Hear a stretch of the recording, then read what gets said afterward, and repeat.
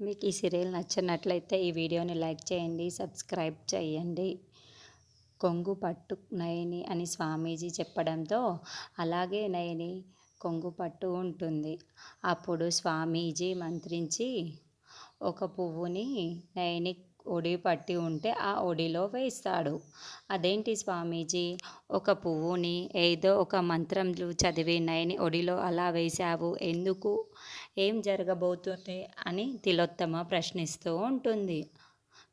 కడుపు కోత కలగకుండా చూసుకోవాల్సిన బాధ్యత నయనికే ఉంది కాబట్టి నేను ఇలా చెప్పాను, ఆ పువ్వుని ఇలా ఇచ్చాను అని గురువు చెప్పడంతో అందరూ షాక్కి గురవుతూ ఉంటారు. మీరు చెప్పేది నాకు అర్థం అంటే మన కన్న బిడ్డలకి ప్రమాదం ఏదో ఆపద సంభవిస్తుందని గురువుగారు ఇలా సూచిస్తున్నారు అని విశాల్ అనడంతో అవును విశాల అని స్వామీజీ చెప్తారు.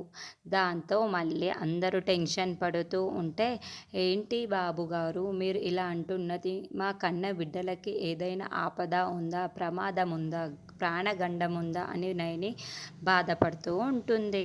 గాయత్రి పాపకి ప్రాణగండం అని గురువుగారు చెప్తున్నారా అని హాసిని నోరు జారుతుంది. దాంతో విశాల్ టెన్షన్ పడుతూ ఉంటే నయని షాకింగ్గా చూస్తూ ఉంటుంది. అదేంటక్క, గాయత్రి పాపకి ప్రాణగండమా అని చెప్తున్నావు? గాయత్రి పాప నా కన్న కూతురు కాదు కదా, నేను దత్తత తీసుకున్న కూతురు కదా అని నయని ప్రశ్నిస్తూ ఉంటుంది. అయ్యో నేను మళ్ళీ ఇలా నోరు జారానా అని ఏంటి అని హాసిని మనసులో అనుకుంటూ ఉంటుంది. వదినా, నువ్వు ఎప్పుడు నోరు పారేసుకుంటూ ఉంటావు, ఇలా దొరికిపోతూ ఉంటావు అని విశాల్ టెన్షన్ పడుతూ ఉంటాడు.